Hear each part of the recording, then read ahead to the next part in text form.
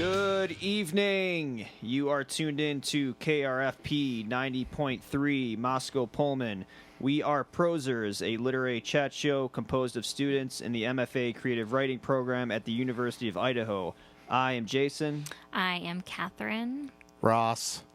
So what we do here is a short little 30-minute jam session where we talk about love, life, and whatever else we deem important. And coming up at 8 p.m., we have third-year nonfiction student Jennifer Hawk in studio to read some of her work and join in on the conversation.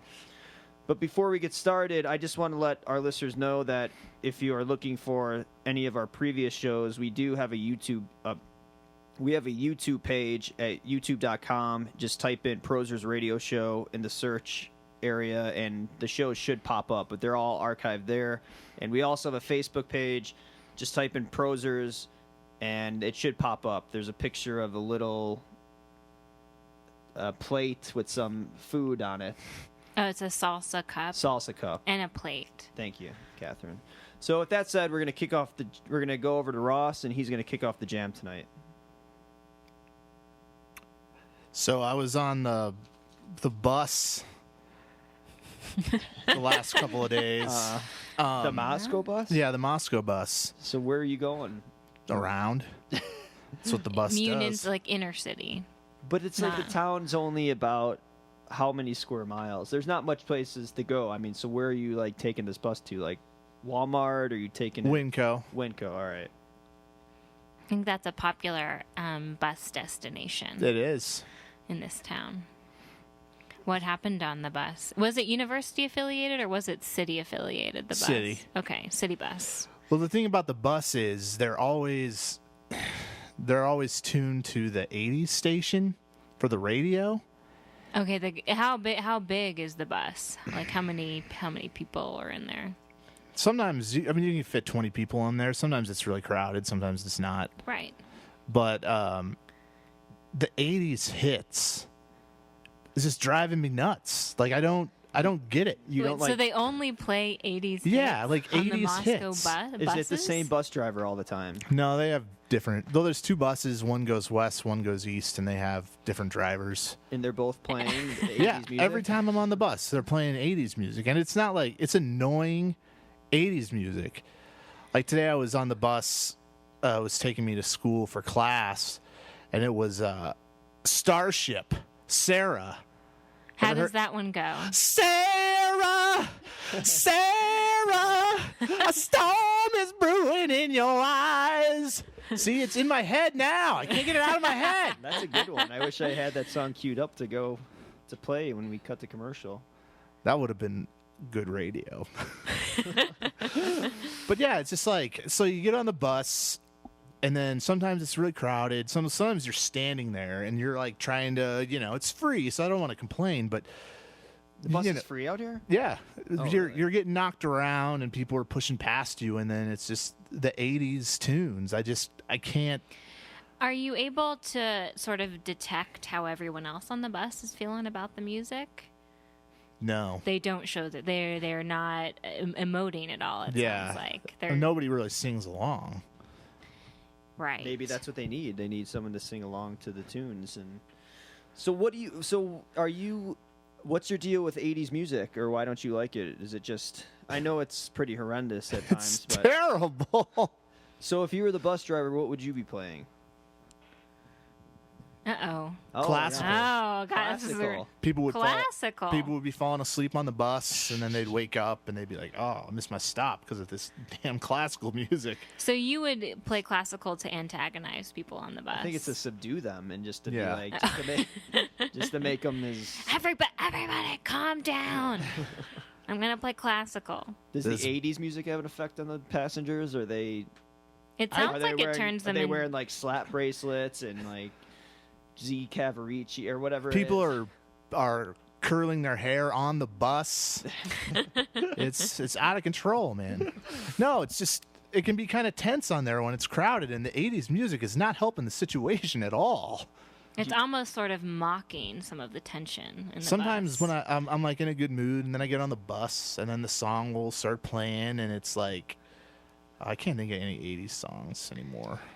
I miss the rain down in Africa. Toto. Is that one- is that an Yes. 80s song? I've heard that song on the bus. That's a good one. But like a really they played they played that band that did the Friends theme. Oh, I'll be there. Yeah, but they had the Rembrandt. yeah, but they had another song, and I can't remember how it goes, but it's just like, I never understood solitaire. It's not fair. And like, those are terrible lyrics. Like, why? And so you're offended by the musicianship of these songs. pretty much I'm offended by music in general, all music. Ever. You like music though, but you like music. I pretend to fit in with society. So you really don't like music. No, I do like music, Yeah. but So I don't like the 80s most, music is especially like popular. the peak of what you hate. Yes. Is it something about their spunk, their energy? Is it what is that essence of 80s music what's it that doing? makes you just like yell in murderous rage? That's the beats Yeah. It's the beats. and the vapid lyrics. It's also like, don't they have like a lot of like weird synths and stuff like that? Synths? Synths. Oh, Like synths. Synths. How do you say that? That was keytar was big in Keytar, the 80s. man. It's a like 80s. I hate 80s music that's on like films in the 80s. Yeah. And it Yeah. really destroys the movie for me. It's terrible. Yeah. Like, I can't think of any particular. Right Like now. sort of on like I'm not thinking of adventure movie, but like kind of dark crime. Yeah. And they then- have- Or like the They have- Prince soundtrack from the first Batman movie. yeah.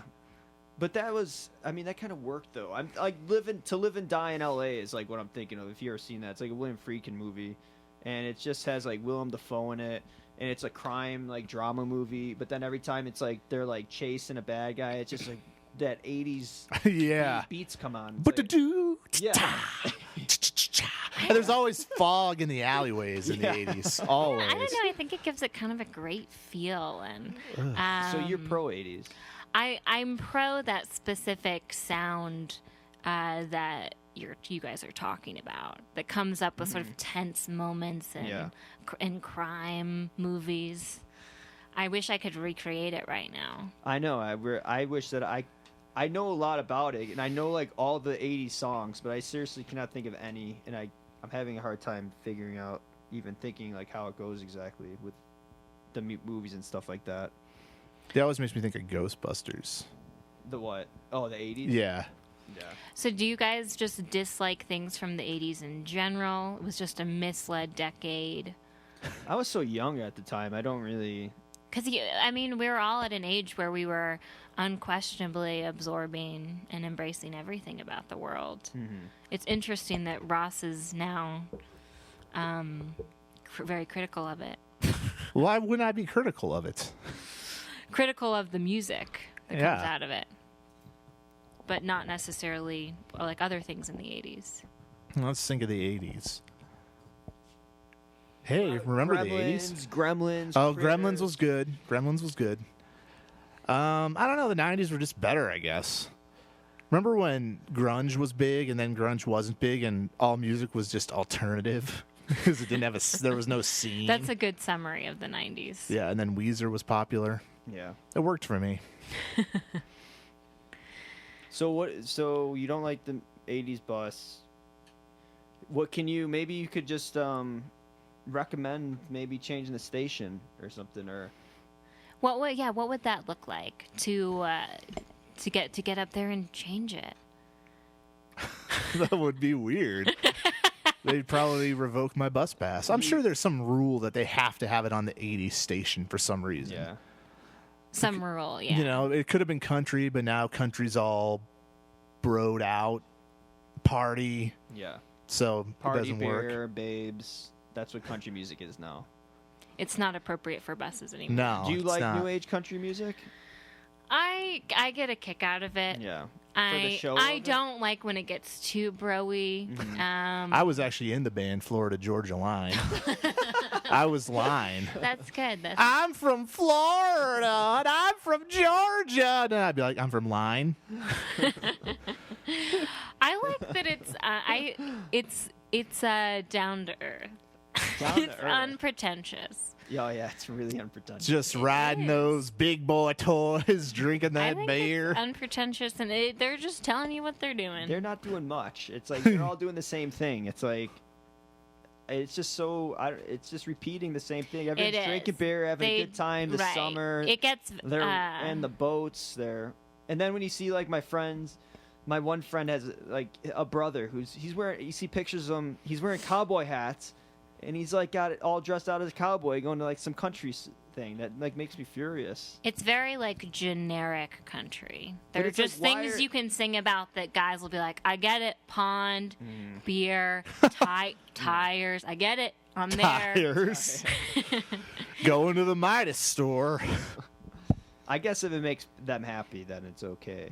I mean, right? I don't know. I don't know. Maybe music just sucks. Maybe as a society, we need to like go back to literature and like books as opposed to music being our cultural staple. But that's not nearly as fun when you get people together and they just talk about literature.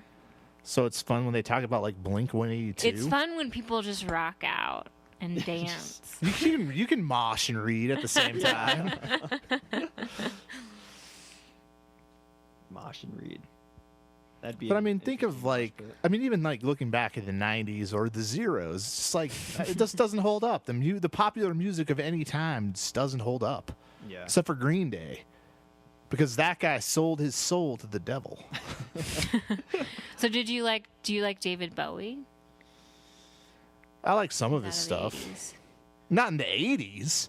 A lot of people like Ziggy Stardust, but not Even that Bob- song he did with Mick Jagger. Oh God, Bob Dylan even got 80s out and like some of his stuff, and it's just the sound. Sound like it ruined everybody. it ruined. it did. Ruin it a lot of was. people. Yeah, it did. Yeah.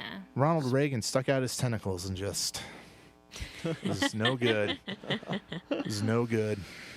It's not even for the Soviet Union.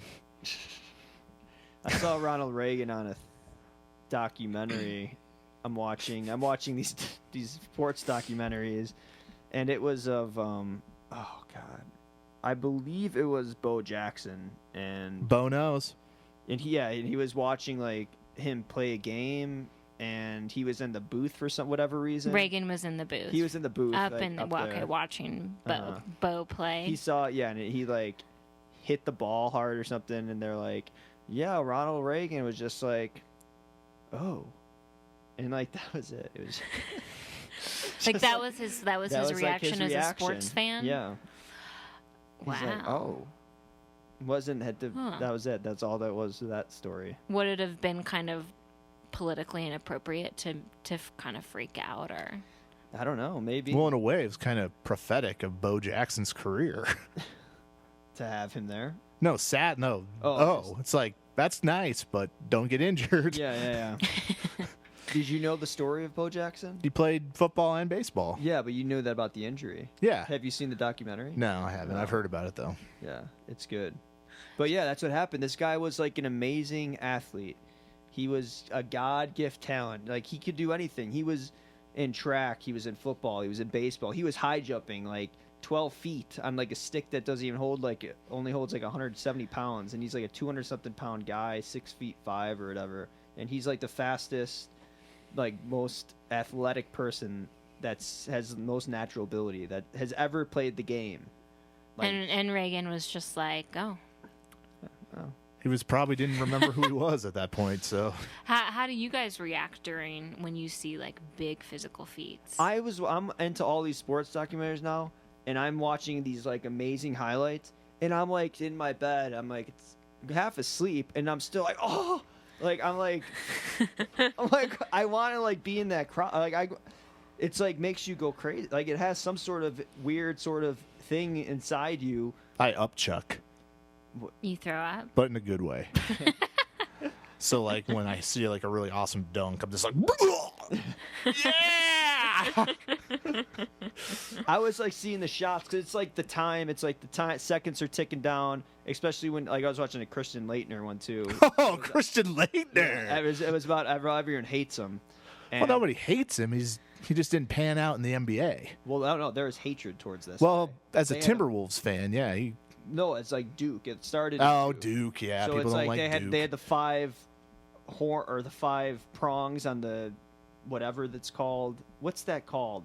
The Duke, the devil's thing, 5 the devil's trident. Except it Okay. has 5 points. Pitchfork, right? Yeah. The Devil's Trident. Yeah. So And it there's has 5 5. points, and the 5 didn't. the documentary goes to each one of the thing. It's like they call it like Hatener, like they like how the 5 levels of hate of Christian Leitner. It's like looks, privilege, skill, like attitude, like all this stuff. But anyways, there were moments in that documentary where it was literally neck and neck. It's like one of the plays. They're like, we had like 3 seconds left. Leitner tells the coach, just get me the ball or whatever. The guy, Grant Hill, throws him a pass all the way across half court. Leitner gets it, does a little dribble, shoots, scores, wins. It's like all those things, all those elements like together make for like some sort of explosion in like a person. I don't know if I cannot.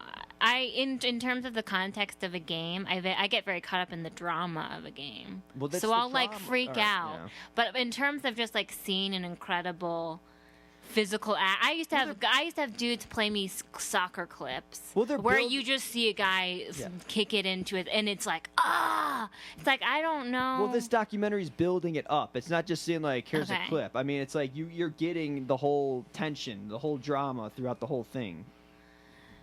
I see that. I'm not just popping up a YouTube clip. And Well, being like, sometimes- check out this goal. It's like sometimes like look at this way this guy's body moves. Like, don't you see that? It's like I don't quite. Maybe I don't know the body. Understand it's the physics of the body and what it's capable of sports wise. Mm-hmm.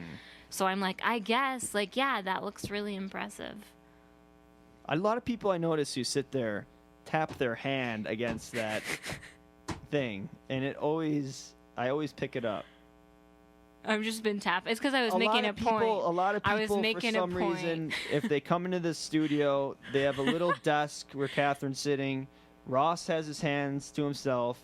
But a lot of people who sit there, I they, love to use they my hands smack when I the ground. They smack the thing like they're a judge. It makes me feel more confident in what I'm saying. Or I'm just That's saying a it. move that people do. The Oh, hand yeah. movement. Yeah. I think people should talk with their hands more often. I wish it could come across a little bit more on Yeah. air. Maybe I'll tap. Maybe that's the trick of like the bus driver. Maybe you need to start using your hands. Maybe like, I don't want this move where you take your hand and you make a fist with the flat hand in your left, fist in your right, and you tell them like, Making demands from the free bus knock system. off the 80s music, buddy, okay? I'm on the bus 3 days a week, and you're not playing nothing but 80s music. Nothing but 80s. I like it when you take one hand. It's hard to describe.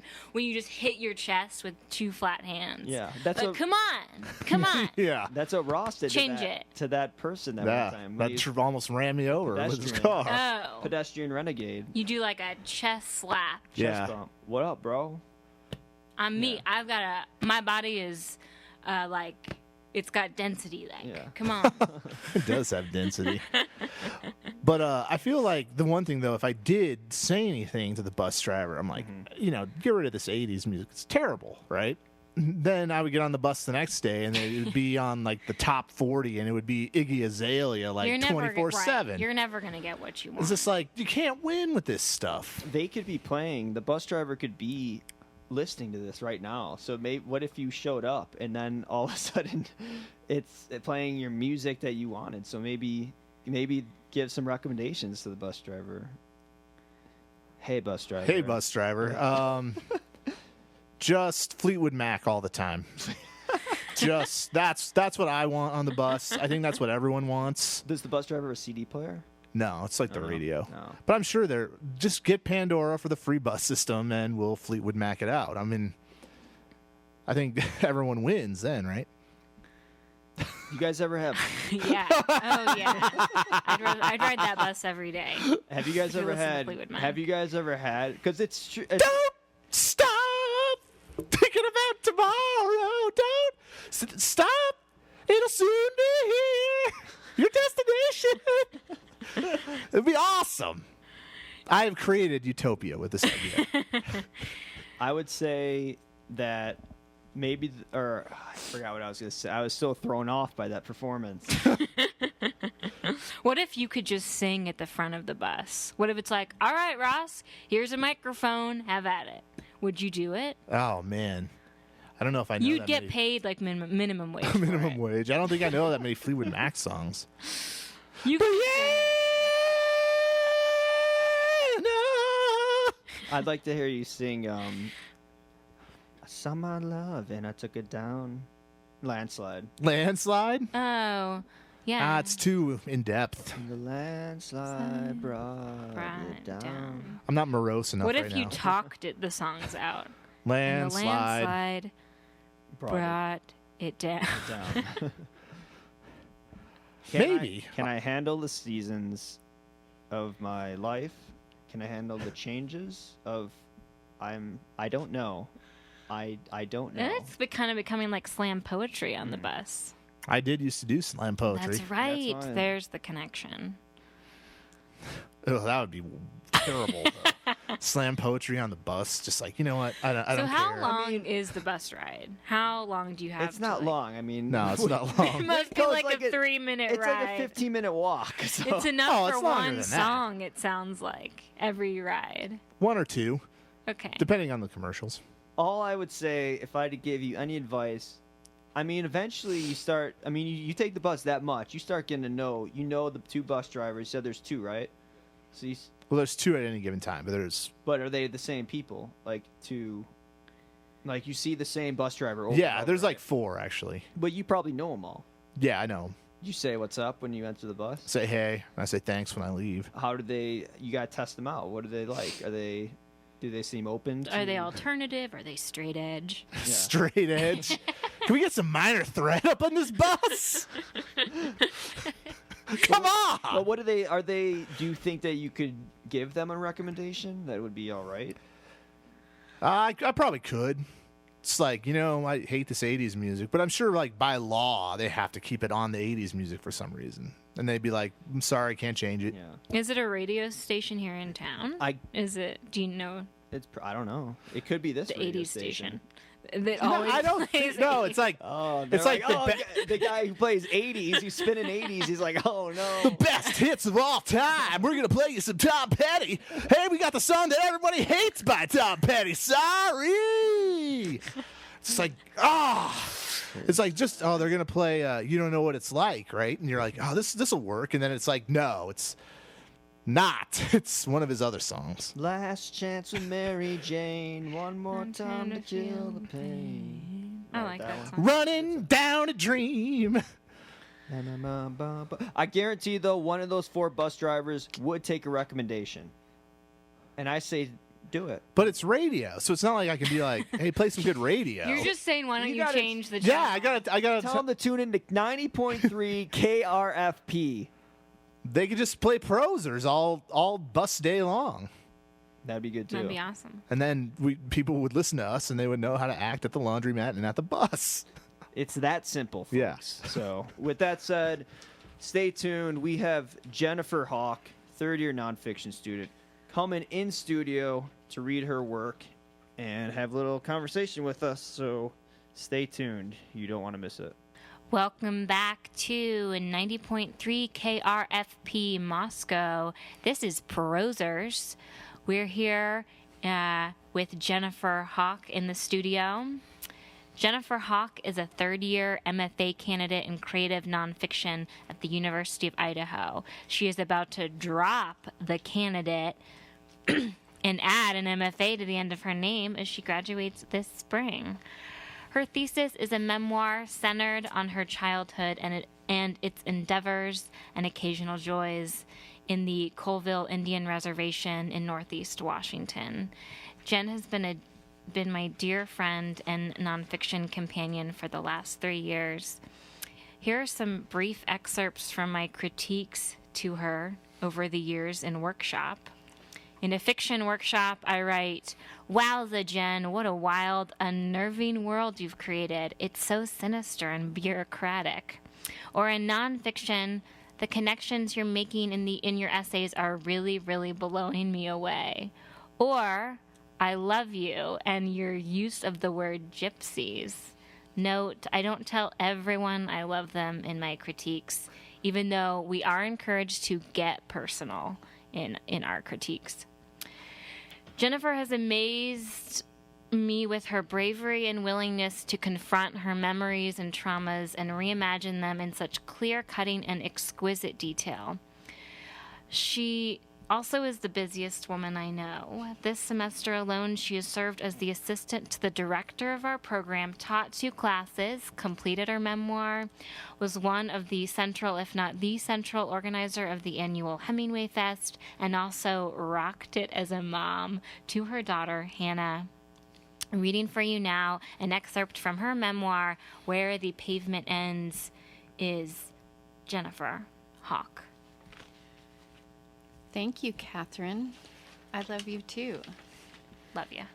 For real. Thank you. I appreciate that. Okay, so here I go. We began burning the dead grasses covering the pasture later than usual that spring. Tom and I lit small patches and watched them burn 10-foot wide circles as we worked our way up the hill toward the gravity flow spring. It was my favorite time of year.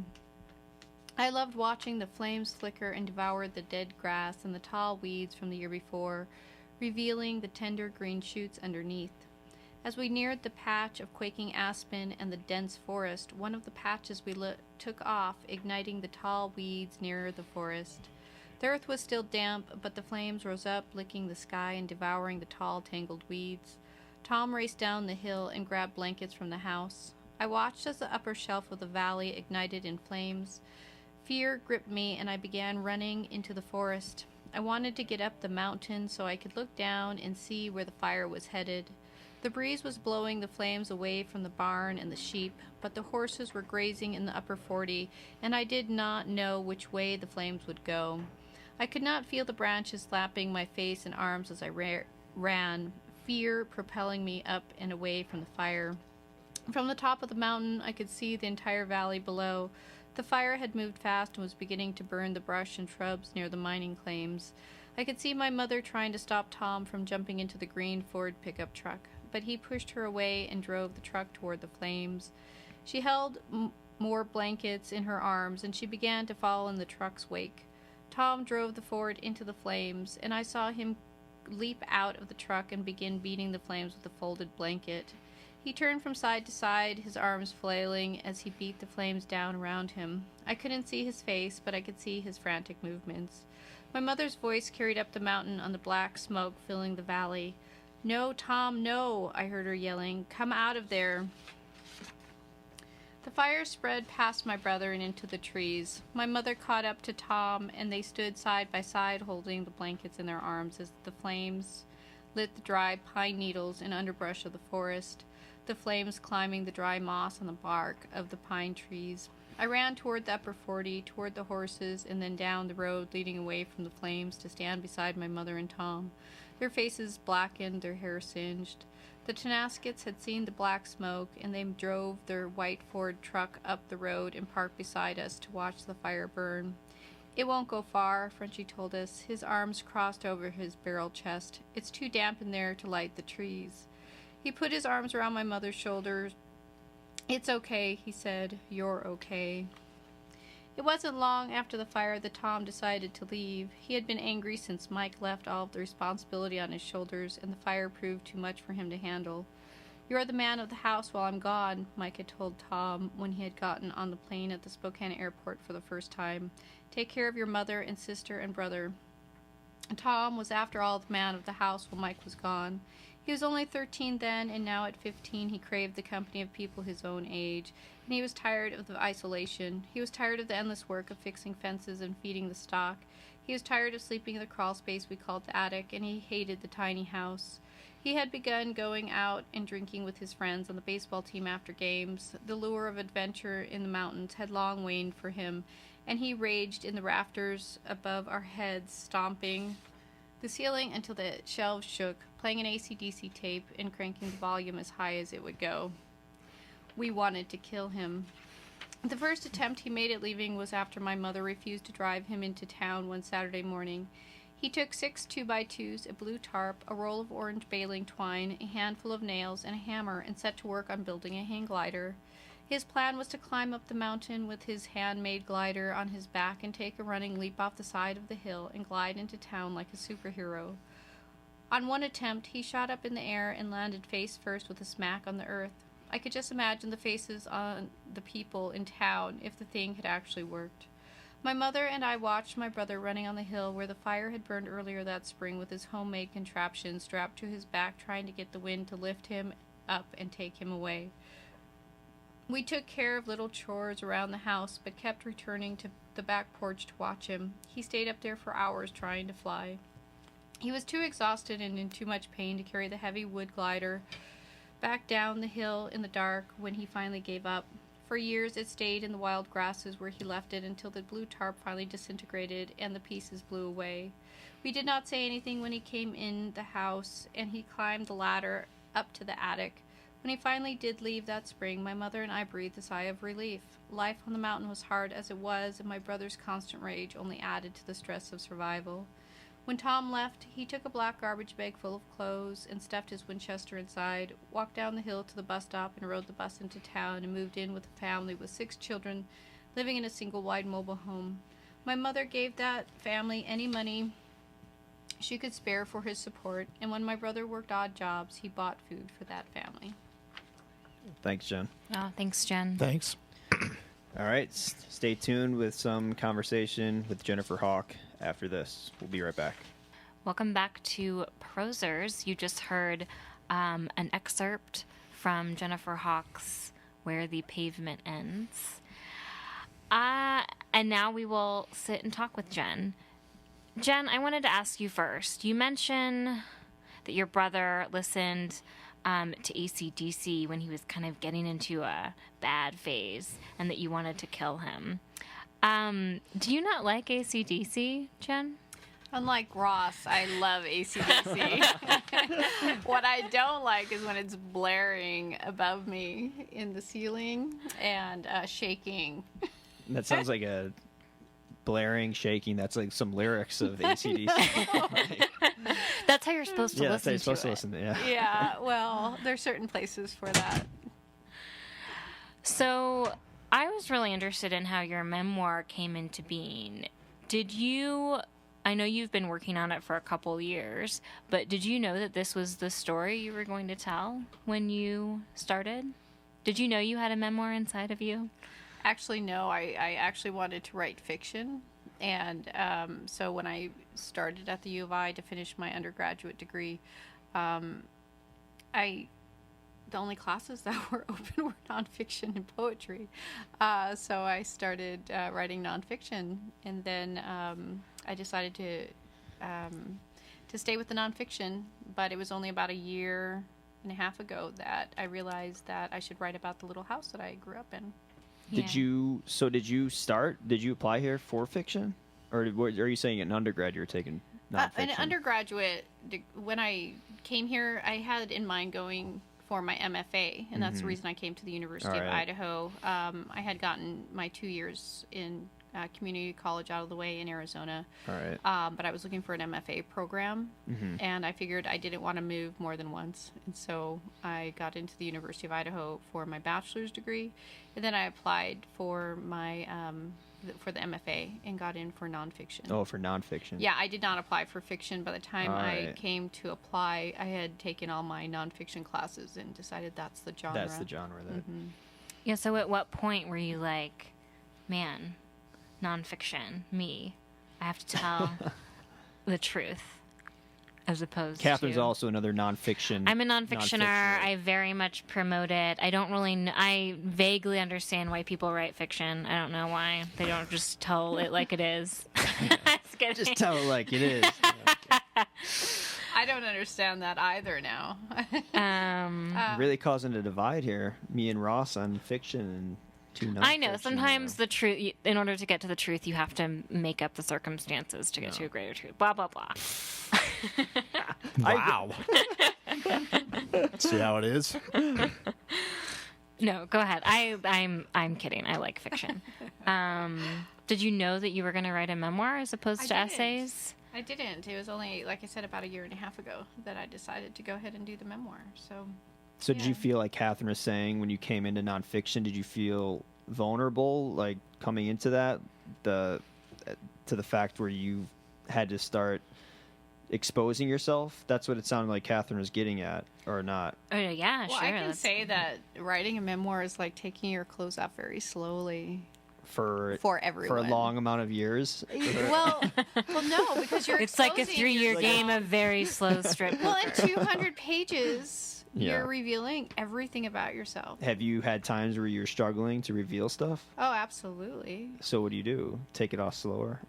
Sometimes it's a blank page But I for thought, hours. yeah, I mean, it nonfiction Or is days. is this weird balance of revealing yourself in really vulnerable ways, but also being very in control of What you. to You have reveal. to you have to be very in control of it. So, And what if you're not in control of it?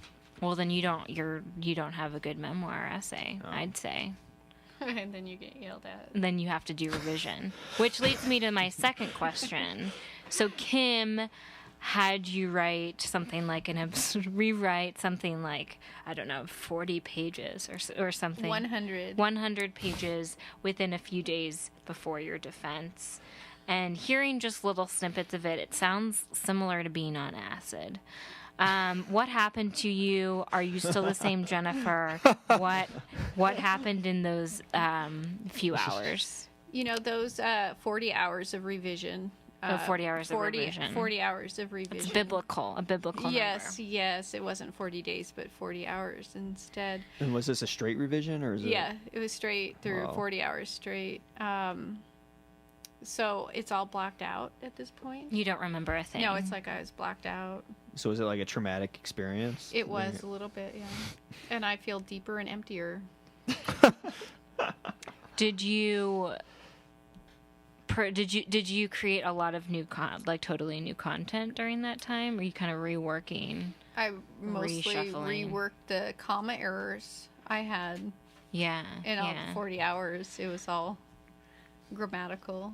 No, I'm teasing. Yeah, that sounds really dark. No, there is some new content, but it was mostly organization of where things were placed.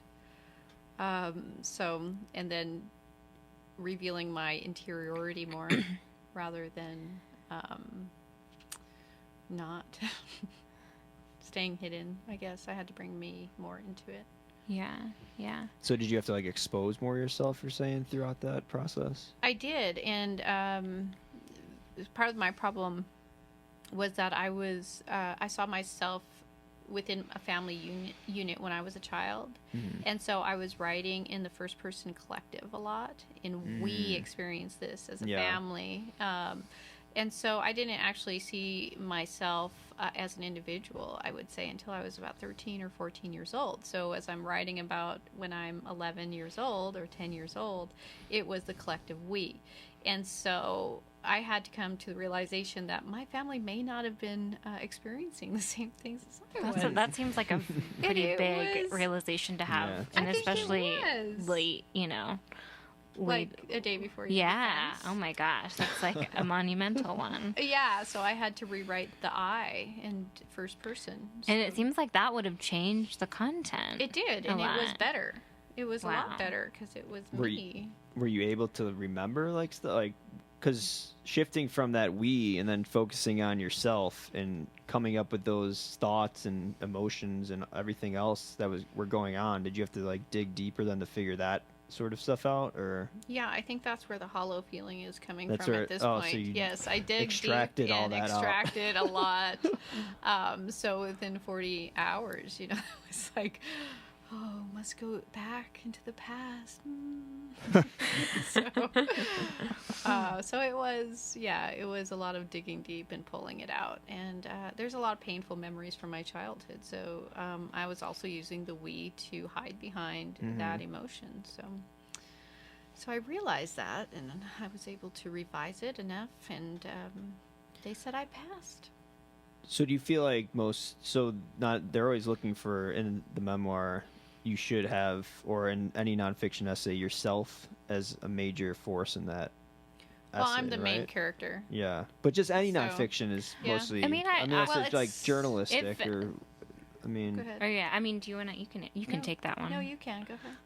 Well, I mean, there's a spectrum for how much you want to Right. put yourself in it. Yeah. But I mean, whether you want to get incredibly personal, and expose all your interiority, or you want to write about, I don't know, brands of beer, football. Well, so Yeah, the yeah. difference between most like personal essay would be subject based, right. that's around your own experience. So you Right. could talk about beer tasting, Mm-hmm. but then you're also talking about this other thing that's happening with you to bring that To bring that subject to light. yeah. Where the memoir revolves around a memory in space and time, and it's all about the I. Yeah. But I would say even in those more journalistic pieces, You it's still all want- it's all your voice. It's all you. And you still want a It's all little you. piece of you in there. I Yeah. think that's like oh yeah, that's I mean it's true being that, like- filtered through you. Yeah. Yeah. yeah. 'Cause Yeah, your without filter that- is your perspective is so important. Do you think so? Then the memory you wrote. This is kind of a tough question, or for like anybody. Not. It was just like. Do you, no, I'm just saying, just to ask. Past my It's defense. almost something. Well, do you think you could sum up just the memoir in general into a short, sort of couple? Words. Yeah. Have you got? Did you get with Mary? Mary, No, Mary no. asked her, "Could you sum up your 'Cause I'm- memoir in one sentence?" Oh yeah, you told me that. But I'm not asking for a sentence. I'm asking for. He like, wants it for the whole 'cause memoir. This is the one- first time I've ever read your stuff, and I thought it was Oh. awesome, and I'm interested to even hear what exactly is the story, like what's the story overall about, like just. Well, it's a coming of age story. So, when I was 10 years old, my family fled Illinois to escape my abusive father. All right. So, my stepfather had just won a settlement, $426,000. And so we went on vacation for a year around the country. During that time, my biological father hired a private investigator to find us. Wow. So we went underground and we changed our names and our birth dates. And By like the legally. legally, Yeah. like No. with like Oh. there was no. Wait, it's all- sorry to speak. Sir. No. yeah, that's like legally. we totally went to up the underground. drama. You went under. What do you mean you went underground? So we changed our identities. Literally. So we started living under assumed identities. Okay. And this was your mom, your brother. I have two brothers. You have, so all right. Yeah, so my stepfather, Mike, who I'm referring to in this All right. little piece, my mother. So and- how did he come into the picture so quickly after Who? Mike? After my mother married Mike, like 3 months after her divorce All from right. my biological because father. it sounded like it was quick. Yeah, I was You two, fled but Illinois. I was 2 years old at All that right, all time, right. and so for 8 years, Mike raised me as his All right. daughter. I saw him more than I ever saw my biological father. Mm-hmm. I went on visitations with him every 3 weeks. All right. But Mike was my father from the time I was 2, until he abandoned us Yeah. on the Colville Indian Left. Reservation. Is that in this piece that you read, right? And he left Tom. Yeah, in he charge. left Tom, my older brother, in charge. So we were 11, 13, and 6 when he left. And my younger brother is his biological child, Mike. All right. And so he was only 6 years old. And so the house that we moved into was a shack. I mean, he left us in a shack on 200 acres in the middle of the wilderness. And we were very soft and spoiled children. I mean, my mother was making the equivalent of almost $14,000 a month back then. She drove a brand new Cadillac. $14,000 a month. Yeah, so around $170,000 a Oh. year. Wow. So we were spoiled, and we lived in a really nice house, and we had a lot of things. I mean, we were very materialistic people. So living in a shack. So when we first got to this place in the wilderness, there was goats and chickens living in there. It was like a barn. So my mother and I cleaned the house because that's where we were going to live. It had a crumbling foundation. And the promise was that we would build a new house. And so that just never happened. And Mike was going to build that. We were going to build it together as a family, like the Little House on the Prairie. Yeah. That was us. Did they keep saying this is going to be just like Little House? No, but we read Little House on the Prairie, Louis L'Amour. You know, we were into that kind of thing. But 6 weeks after we got there, Mike returned to Chicago. Jeez. And so his family, they own this huge plumbing company. He went back to work for them. He sent money home, but not enough to keep us above the poverty level. But we couldn't do anything. We couldn't leave because we were actually in hiding. And then he started filtering back that the FBI was looking for us, that our faces had shown up on milk cartons. Wow. So I was always wondering who those people are because they like. Or you Here's the face. Yeah, it's like, or you get the thing in the mail, the little card. It's like, have you seen Have this? you child? seen Yes, It's yeah, wild. right. It Like, is are like, wild. are these people even real? I don't think they do it on. Do they do it on milk cartons anymore? I don't know if Not they anymore, do that. but They used to. Yeah. They used to. But it wasn't until we started researching this that I found out the FBI was never looking for us. And our faces never showed up on milk cartons. But we had no telephone. We had only wood heat. The house was... Did it have plumbing at least? Not the first winter. Oh. Right, exactly. So not the first winter. And the wood stove, it was just terrible. We were always terrified that the house was going to burn down because the wood stove wasn't very good. So it was just... Wow. I just thought I had a story here. Yeah, there's something there. Yeah, All I right, think yeah. so. Yeah, that might be interesting. You could work it in, work it in somewhere, yeah. But only about a year ago was I able to say, hey, I wasn't, this is not who I am. Uh-huh. I was born Carrie Jean Sincere Benzinger. And Wow. then I was... Your name would have been, I would have known you as Carrie. Carrie, yep.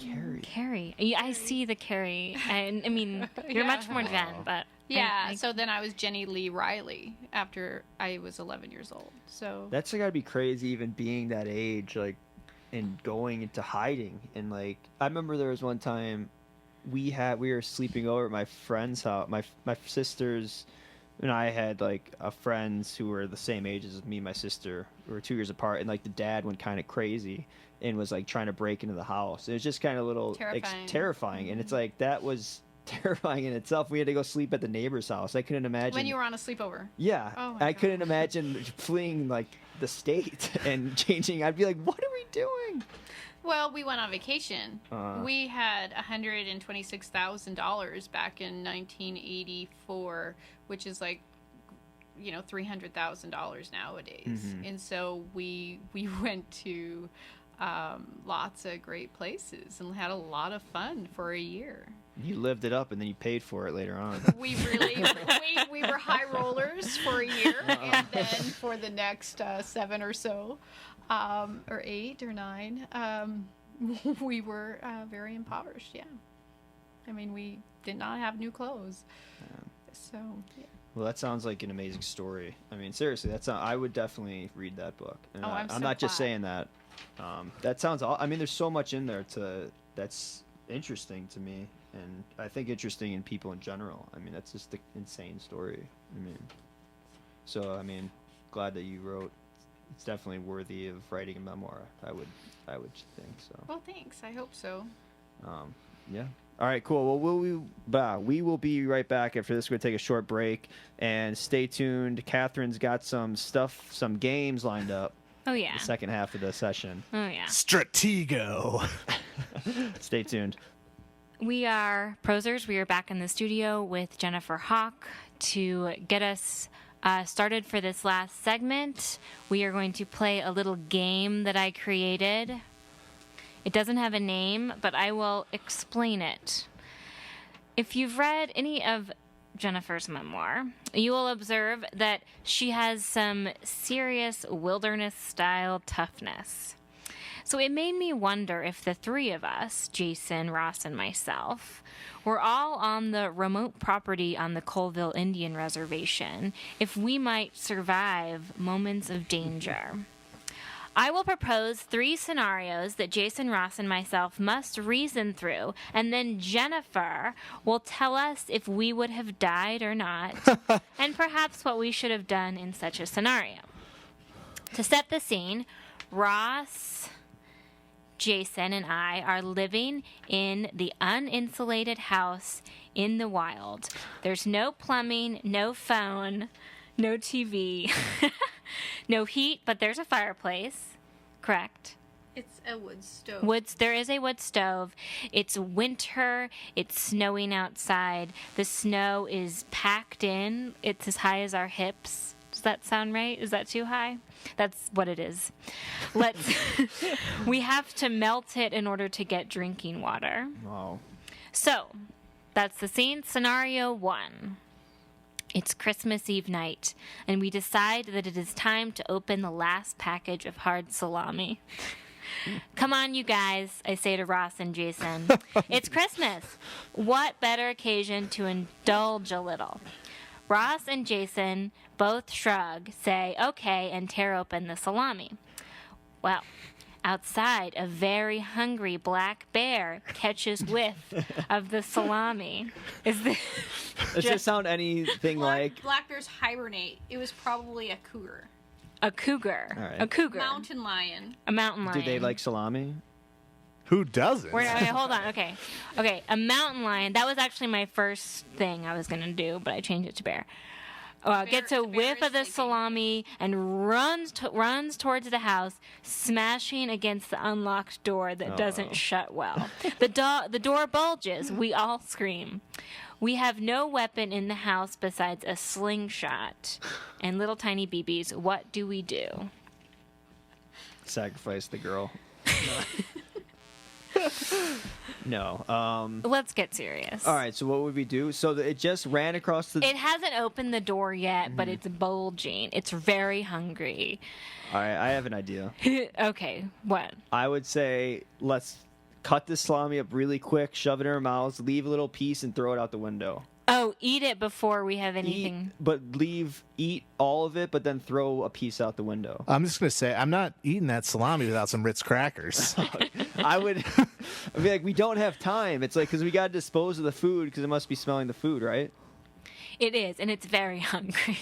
So that's like, I would chop off a little piece, throw it out the window, and be like, we got to eat this salami really quick because that thing's going to be back. Yeah, I would be saying, I know a little bit about mountain lions. I'd be saying, get away.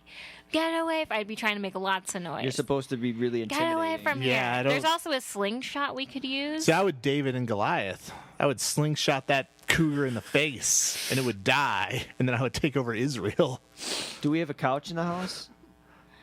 No. Oh, no. We sit on the floor on a blanket. I would probably do. I wouldn't use. I would if I was really doing it. That's what my mind would logically say. You would open the door and then throw the salami. No, I'd open the window and I'd whip a piece out. Window. But we only have so much salami. But we'd have to eat it really quickly. But then they'll just the cougar will just smell it in our mouths. I don't know. Maybe we should bring Jen in here. You're all dead. All right. Oh. We We're all are? dead. You died. Even with my screaming? Because mountain lions scream, they thought that was a mating call. And then when they discovered that you weren't actually a mountain lion, it ate you. Wow. Wow. Was not expecting that. At least I Inept. died on an empty stomach. All right. No, I died. I was full. Who would it go for first? Who would it go for first? Yeah. Probably the one who was screaming. It'd probably just get occupied, and me and Ross would probably just walk. It'd probably just. You think then it would just drag me, and then it'd be like, oh, yeah, whatever, see ya. I'm fine. It just waved. It'll be good eating because too. It probably would eat. Make sure you were dead, ripped your throat out, and then as these two were trying to escape in the thigh-high snow. Oh, because it does. It kills more than it needs to eat. Yes. Then, Yes, as I knew that. they're trying to trudge through that thigh-high deep snow, the mountain lion just takes one at a time. Wow. First off, I don't think the mountain lion's gonna bust through the door for some salami. It's a weak door. The lock doesn't work. It's also a rabid Rabbits. Yeah, Boise had a big Rabbit. problem with mountain lions that had pain madness. Pain madness. They had pain madness, and so they would come down into the city, and they would hold people up, and That sounds like an 80s song. they would, the hot dog vendors downtown Boise had a big problem where the cougars would. Are you serious? They would get hot dogs, but they wouldn't pay for them because of the pain madness. All right. Scenario 2. Okay, you guys ready? Yeah. Forget, it's still winter, but forget that last episode ever happened. Oh, that's good. Scenario 2. Jason, so Ross and I are inside. Jason comes in one evening with a big bite in his hand and blood gushing. The raccoon he has been trying to befriend by feeding him little morsels of our dwindling food supply has finally bitten him. Blood is gushing out and he is literally weeping. Sounds pretty realistic. Sounds like I'd be feeding the raccoon I our think food. it was not a raccoon. I think it was a skunk. Oh, okay. That's what Jason said. It's a raccoon, I swear. I go, are you sure it It's wasn't a a raccoon, skunk? and that's known to see skunk. Skunks are more likely to take a bite. Well, they're more likely to be there at that property, Oh, whereas okay. a raccoon, not so likely. What's the rabies interesting. ratio of skunks? Is it a big deal? How would we? I guess, no, we have to talk about it, how we would respond. I'd say just take care of him as quick as possible before the rabies takes over. I guess I would use that blanket that was sitting on the floor, and I would make a tourniquet. Cut off his arm. Wait, no. We use the wood stove to cauterize the wound and then watch him for the rabies. We would just watch him. We would try to put stuff into the wound. Sounds. Stuff? They pack I think I'm gonna be wounds. like, me and Ross will take I care would of say this. it's going to be okay. Jason, it's going to be okay. It's going to be okay. You could do that. Like, you'd be putting like Lysol in my wounds or something. Spraying Lysol, some Febreze. Yeah. But we wouldn't. I think our thing would be like we wouldn't try to make it into town. We'd be like he's gonna. You We need would those just- shots though, otherwise we the would rabies. say like we're gonna risk it because we might. What if I turn into like Die a, or something like trying a to get to werewolf town. skunk? Except I was like Where skunk? bear skunk, and I like woke up and I was like. You start spraying everyone. I wake up. Just become really skittish and spray anyone that gets close. Okay, so what would have happened? To I would have Jason? been like, I'm going to town. Okay, if he had gone to town, so what would have happened? So how would he get there? We have no vehicles. How well, far even away is if it? we did have a vehicle, but we couldn't get down the mountain. Right. But there is an Snow old was vehicle, too- but Is there a snow mountain is man in the deep. vicinity with remedies? Mountain remedies? There's no one. Yeah, he's dead. Just take care of him and So would he have? It just would have. It sounds like it would have been just like who knows, 50-50. Can you die with rabies? yes. If you have rabies, you will die. He You will die probably 100% Well, if you don't get the vaccination. as soon as you show symptoms, I mean, you're most likely much. going to die. There's like radical techniques that have saved like maybe one or two, I think. Wow. But yeah, once you become afraid of water and all that, How quick do you have to get a rabies shot after that happens? right away. Right away. I think Right it's a away. series of shots. It's Actually, 85 different shots all over your In your- body. in your derriere? yes. Your butt? I thought it was the stomach. I remember that shot. See, I would rather get a shot in my butt than in my stomach. Sometimes those butt shots really hurt though. Like I remember as a kid getting one, and like it was like I couldn't even sit down after I got it. Do you guys know what I'm talking about? No, but I fell on a cactus once. Really? Yeah. No, it hurt a lot. Did you get the rabies? Not from the cat. Not from the cactus. Well, that's good. All right. Was that good? Do you think I think I'm verdict? dead. I think We have to take care of it. Cut off his arm and cauterize the wound. Okay. Your idea did end up working. All right. Yes.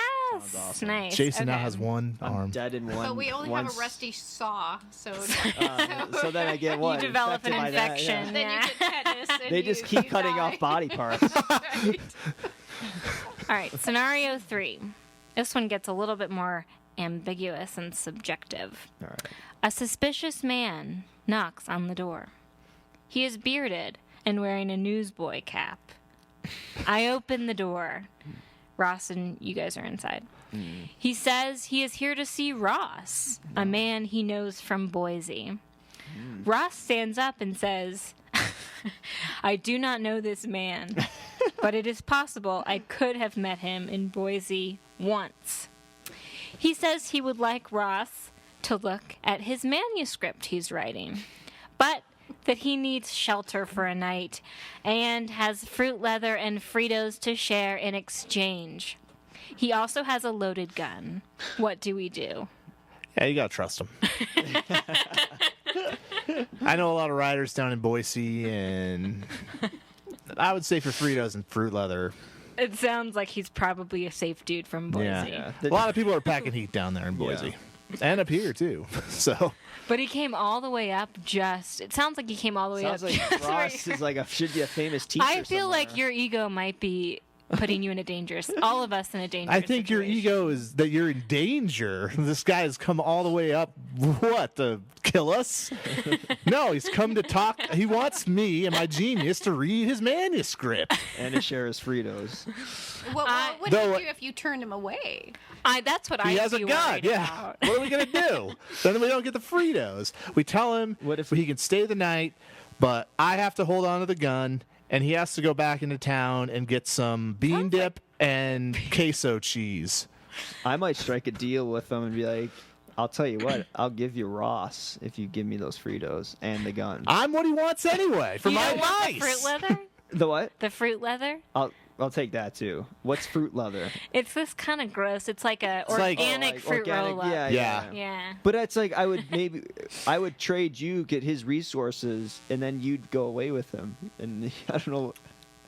I would become his manuscript We would slave. send you off as the sacrifice. But it's like he came for you, so it's like Yeah, I'd be like, so oh, Ross is pretty valuable. So for my proofreading skills and maybe some other things, you would trade me for Fritos and fruit leather? Maybe. I mean, it depends on what. At part- least get some ranch dip up in there. So have you run into some kind of suspicious men up there, or characters and stuff? Were you were weary of them, or did you think, oh, maybe they can help in some way? Jen? So we really didn't run into too many people up there. Any animals? Any cougar, mountain lions? Well, there any was bears there was or- a mountain lion that stalked us on the road because we had to walk Really? a mile and a half down to the bus stop, Oh, that'd be so creepy. and it screamed, and we had no idea what the heck this thing was. Did you see it? No, we never saw it. But a few days later, they trapped it, and so it was an old she mountain lion with no teeth. Pain madness. Yeah, so it was even more dangerous because she wasn't able to hunt anymore. Oh, so my some gosh. slow children from Chicago would have yeah. been an easy target for her. So, yeah. So even though she has no teeth, she can still. Well, she would gnaw on her head as she used her claws. Yeah, the claws. Oh my gosh. Yeah, so Wow. Yeah, but some mountain lions don't like deep dish pizza. I see that. I see that. What was the craziest thing that ever happened living out there, then? Or one of the moments.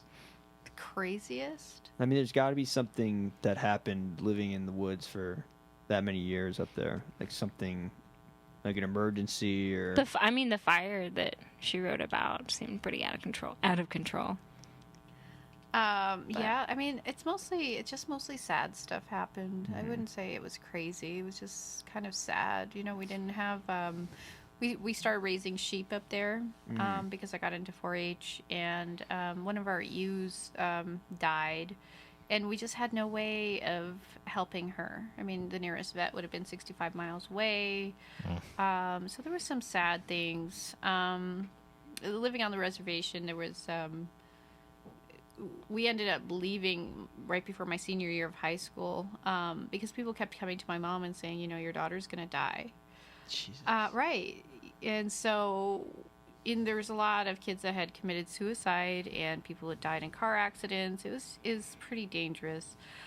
So she believed this. So she packed us up, and we hit the road without anywhere really to go. And we went to Colorado, and I lived there for a year. And then we came back, and what we were told is there was a convict actually living up above our place, and so he had been apparently up there watching us. Oh, that's Oh my creepy. gosh. And we had no idea. So all these weird warnings were coming into us, saying, something's going to happen. Was he rehabilitated convict or? No, he had actually, I guess, escaped from. Oh, he escaped? Yeah, And he was sitting up there watching you guys. He was living up there, hiding out. It's like Cape Fear. And so when we came back, he had busted into our old house. Wow. And so when they discovered him and captured him up there, they had found our things up in his camp. Oh, Oh my god. Because when we left our things. We expected to come back, and we didn't take everything with us. So that was kind of the. That's pretty nuts. That could have ended badly if It could have been if we didn't leave. I Yeah. can't even imagine, because we had no phone up there. We were just sitting ducks for anybody who would come up. I mean, nobody would hear us scream. So. Is that a place you think, because you still have the property up there, right? Is that a place you think you would like to ever live? Yeah. I'm going to tear down the rest of the house this summer. And then maybe someday build an actual house up there. I guess I still want that promise that was made when I was 11. The house that, yeah. Maybe I can do that myself. Yeah. So, yeah. So you'd want to live up there still? It's beautiful. Yeah. I mean, looking at it, coming back and looking at it after 20 years of being gone, and it's one of the most spectacularly beautiful places on the planet. When you're living there, you don't really appreciate that. All you see is, oh, goodness, the next winter is coming, and how are we going to survive that next winter with only wood heat? And, it's miserable. There's no insulation in the walls. But now, going back, it's actually beautiful and free and wonderful. Wow, that's great. Seems like a lot of places that are beautiful like that, they do have, it is sad, and it's rough living, and also the idea of the West, of these great places, but there are all these people in these communities that are just totally they don't have a lot of stuff, and there's suicides, and there's not good medical care, and all those sort of things that juxtaposing that with the way that it the environment, it's kind of there's a lot of romanticism with the West, and my family was part of that romantic view of the West. We bought up all of the movies and books written about the West, and my parents wanted a healthier life for their children.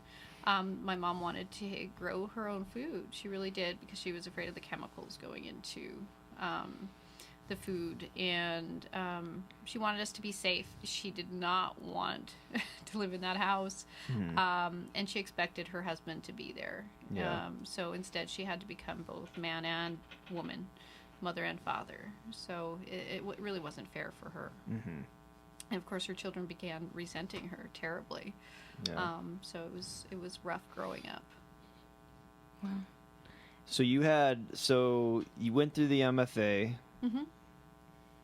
and you just finished your thesis, and how was what did you take away from the whole experience of that in one sentence? Okay, so let me get this. You want me in Well, one it's just sentence? you don't have to do it in one sentence, but just The MFA program or my thesis? it's the just the whole thing, the whole. I have a related question that you might be able to answer. You could shoot it. Which is, I think, what Jason is asking for, and potentially Ross too, is that they want to know what tips you would give them. Give us the tips. Being a third year on the cusp of graduating to the nubile. Nubile? Sorry, I apologize. Nubiles, yeah. First years, what would you tell them they should be concerned about, and what should they let go of? Something like that. They want tips. I would do as much writing as you can, and stop doing all the extracurricular stuff that doesn't support the writing. All right, I'll see you guys later. You're out. I'm out. Jason's out. But yeah, you've got to focus on your writing. And Definitely. it shouldn't just be a last minute deal. Oh shoot, I have this thesis I need to write. Yeah. And I would also communicate with your major professor. I only met with Kim twice. Yeah. So, but it looks like you're already doing that. Oh yeah. Yeah. So make sure you're doing that, and then it'll be great. Did you like it though? Did you enjoy it? I mean, I know it's a lot of emotions. You just finished a thesis. There's a lot going on in your mind, but the whole thing in general, do you feel like you've got what you wanted out of it? I think for the most part it was controlled chaos, and that I think professors enjoy that, seeing their students out there like, oh my God. It's a lot of work. So I have both good and bad. I have grown a lot, I think, as a writer. When I looked at my initial writing sample that I sent in, oh my gosh, it was just terrible. That's got to be kind of fun to go back and look at. No, that. it wasn't fun. It was embarrassing. It's like, oh, somebody read this. They actually let me into the program after reading this. Oh my gosh. So, yeah, I think that my work has grown quite a bit. Yeah. Well, it's awesome to see that progression. You can see how much better you've gotten. I see it too. Yeah, I will concur. She has grown Yeah, a lot. I mean, it's. I mean, it'd be horrible if you're like, oh, and this was better than my thesis. Or, I'm worse now. But I mean, to have that, I mean, that was like a shocking difference. It sounded like. So Yeah, I mean, it sounds like you learned a ton then, or you got, you became a better writer. Yeah, I can't pinpoint when I started to learn how to write. It just is a weird Sort process. of happens, yeah. And it might be all the reading they forced me into. Yeah. I'm waiting for that to kick in. Yeah. It's gonna happen. Yeah. Yeah, just turn into an academic overnight.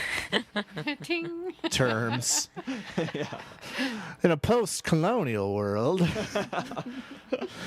Well, Jen, I think you are a tough and savvy and very, very smart woman. Oh, well, thank you. And it's been a pleasure to have you as my friend and nonfiction companion. I have to say that Catherine made the program totally worthwhile.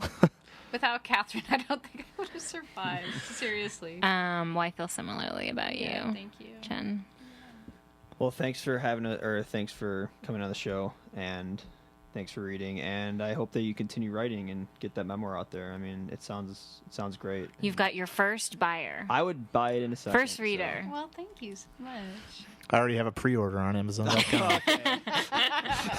Ross beat y'all. All right. Well, thanks again. Thank you all for listening. Again, we are Prosers. We will be back in 2 weeks on Thursday night. Again, we have a YouTube page. Just type in Prosers radio show on that search engine, and we'll find previous shows. Thank you very much, and have a good night.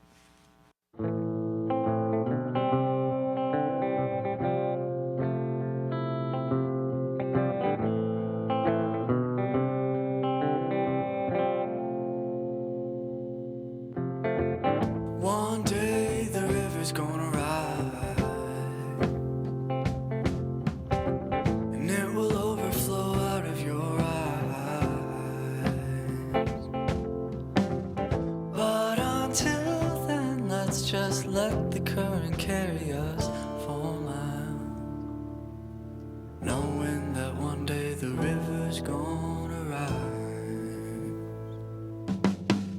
Someday the sun will come out. It'll shoot light rays out your mouth. I hope these fools learn that they don't need to shout. They don't know that the sun is gonna come out.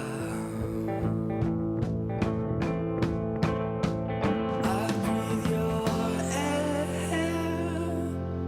It's been so long since I touched your hair. What did you wrong? Oh, I breathe your curves, but if I'm free, I feel much worse.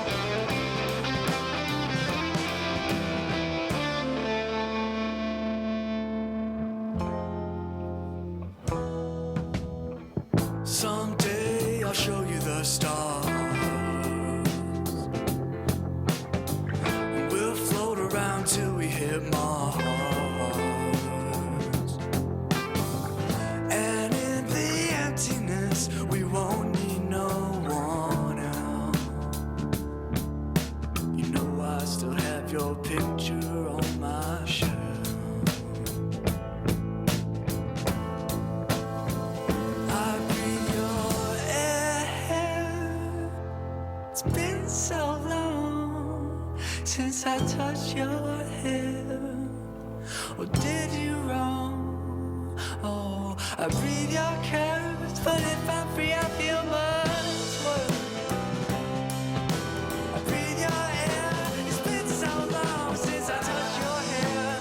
Or did you wrong? I breathe your curves, but if I'm free, I feel much worse. I breathe your air.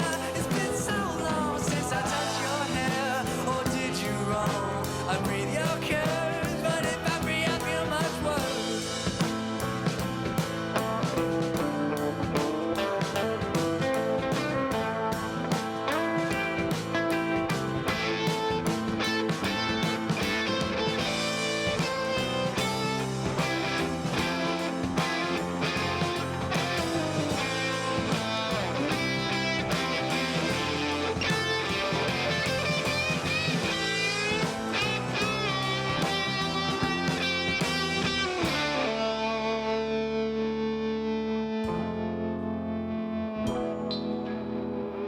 One day the river's gonna rise, and it will overflow out of your eyes. But until then, let's just let the current carry us for miles, knowing that one day the river's gonna